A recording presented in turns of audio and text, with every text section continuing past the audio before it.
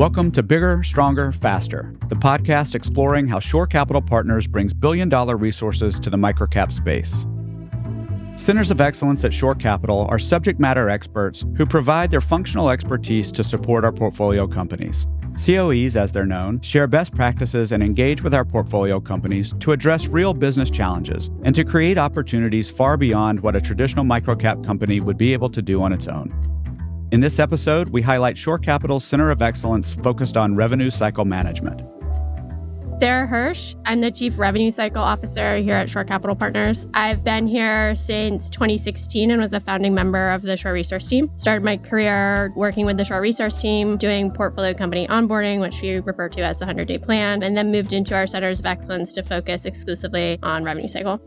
And give me a little bit of a description of what revenue cycle is and what you do in that space. Yes, so I work exclusively with our multi-site healthcare portfolio companies that accept third-party reimbursement, so reimbursement from an insurance company like Blue Cross Blue Shield, Aetna, etc. So I make sure that we actually get paid for the services that we provide in our multi-site healthcare clinics. So oftentimes if you've been to a doctor, you know that a portion of that visit you pay for, whether it's your copay, your deductible, co-insurance. The other portion of that visit is paid by your insurance, and oftentimes your insurance will deny the claim or ask for additional information, etc. So I just make sure that we're maximizing those collections from both parties, whether it's an insurance company or a patient. And can you just give a little bit of context to the challenge that a multi-site healthcare company has when it comes to revenue cycle, just for someone who's not familiar with that space? What are the challenges that require the investment of someone like you to really come in with your expertise and time to support our portfolio companies? There are a couple of challenges, I would say, for our newer investments, smaller portfolio companies. It's just building that infrastructure to be ready to scale. Insurance companies can be rather difficult, and you may have experienced that as a patient, but they'll do everything that they can not to pay a claim. So there is a lot of follow-up.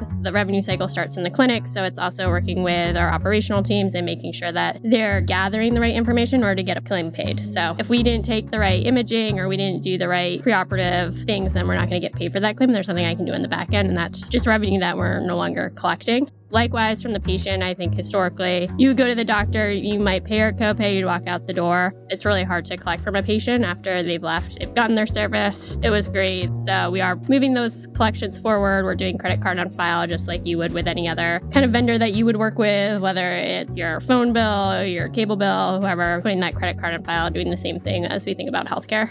And I think the most challenging thing is actually with scale. So if you're an acquisition-based kind of growth model for your portfolio company, you're going to be acquiring new practices that are on different systems, that have different technology. It's really hard to scale a revenue cycle team when they have to learn how to navigate multiple systems. That's hard for anyone. It's really hard for the level of employee that does a lot of the blocking and tackling in this area. So we typically try to consolidate to one EMR or one kind of billing system in order to kind of get some economies of scale and streamline.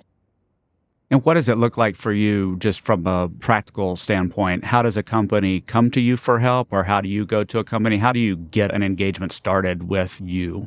So it varies. Sometimes a portfolio company will reach out to me with a specific issue. So I've worked with multiple companies on, hey, we historically use this outsourced vendor for our revenue cycle services. We want to bring that back in-house. Can you help us think about how we should do that and make sure that it goes smoothly? Because anytime these things don't go smoothly, we don't get paid for the services, and then we don't actually have cash in the bank to pay our employees, to grow, etc. So it is important that we do maintain a steady cash flow while doing any of these transitions. So sometimes a partner on the deal will ask me to get involved if I collect monthly metrics from our portfolio companies on revenue cycle. If I see metrics that are trending in a bad direction or in a concerning direction, I do highlight that to the partner as well as CEO. And so I might step in at that point to kind of help diagnose maybe what's going on and what the path forward should be. I've also helped when we do consolidate to one EMR, one practice management system. I do kind of help the portfolio company think about that, both from a setup standpoint as well as just, again, trying to maximize and maintain cash flows as they kind of go through that transition, because it is highly disruptive. So stepping back out a little bit, how do you define the idea from a Shore perspective of what a center of excellence is?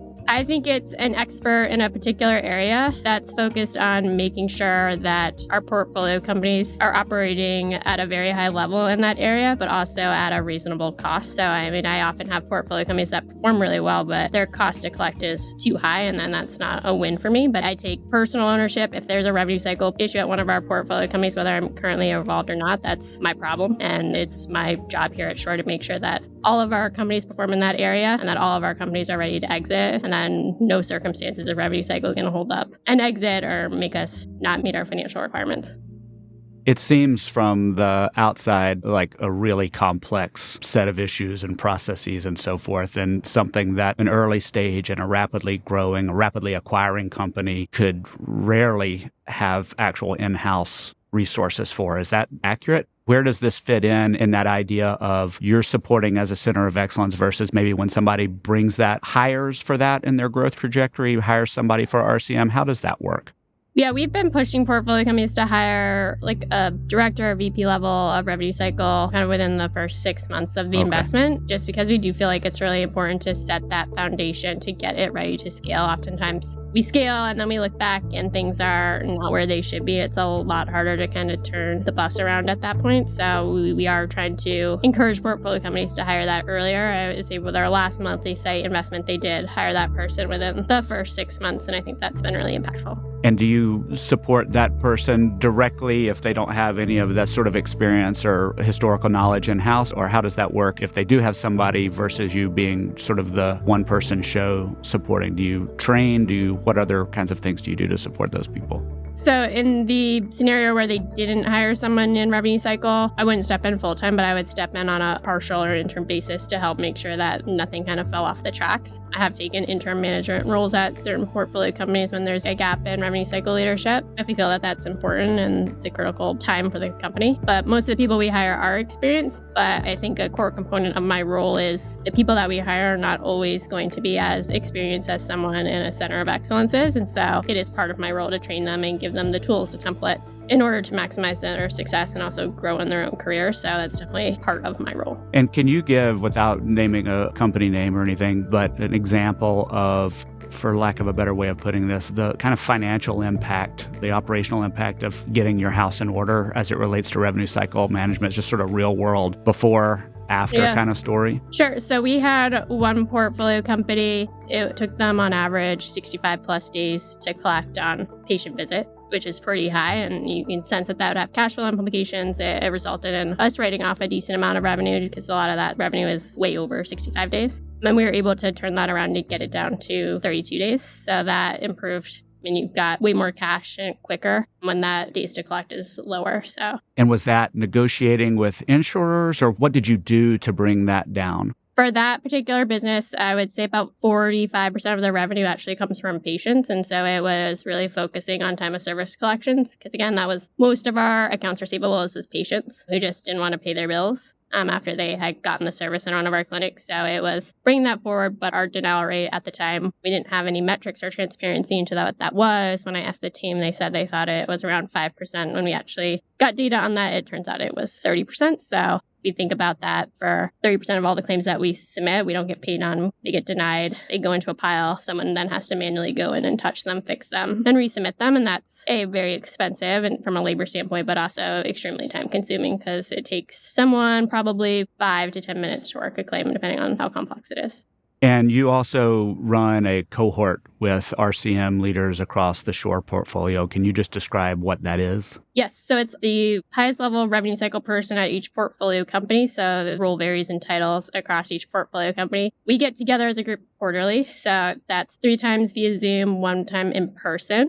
I also make them report monthly metrics to me. When they report those monthly metrics, they have to say what the 3 highs of the month was or their 3 lows of the month was. If there's trends across portfolio companies in that area, so if a bunch of people are centralizing revenue cycle management or a bunch of people are doing tax ID consolidations or a bunch of people are having issues with denials, then I will get that smaller group of individuals together to talk about it. And I might bring in somebody else who's maybe not currently having that issue, but maybe had it in the past. So I do try to create more focus calls. Our most recent one was we have 4 companies on the same EMR, and we were having issues with that particular vendor. So we got them all on a call together to kind of discuss what the key pain points were, as well as gather some data to show that vendor that they weren't performing where they needed to perform. So in that sense, you both finding opportunities to bring outside knowledge, but also to facilitate some of the network knowledge across portfolio companies. Yeah, I think it's hard if you've got a call with like 20 people on it. It's a Zoom call. I only really hear from like 5 people versus if it's a smaller cohort of people where the topic is really relevant to them, I think people are more engaged. It's hard to find a topic on a quarterly basis that's actually relevant to everyone at that time.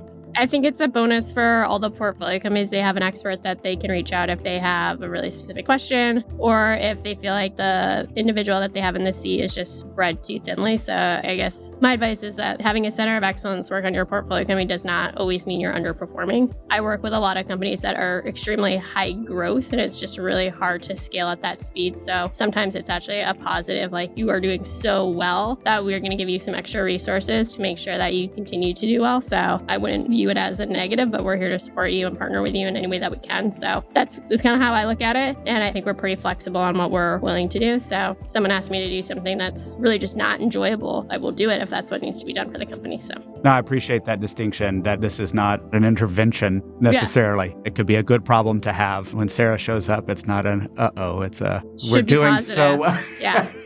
Hopefully people like it when I come. That's right. So that's right.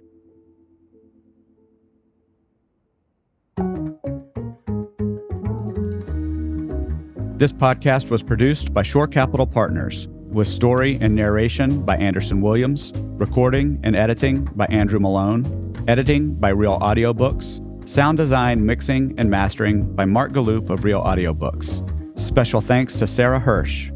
This podcast is the property of Shore Capital Partners, LLC. None of the content herein is investment advice, an offer of investment advisory services, nor a recommendation or offer relating to any security. See the Terms of Use page on the Shore Capital website for other important information.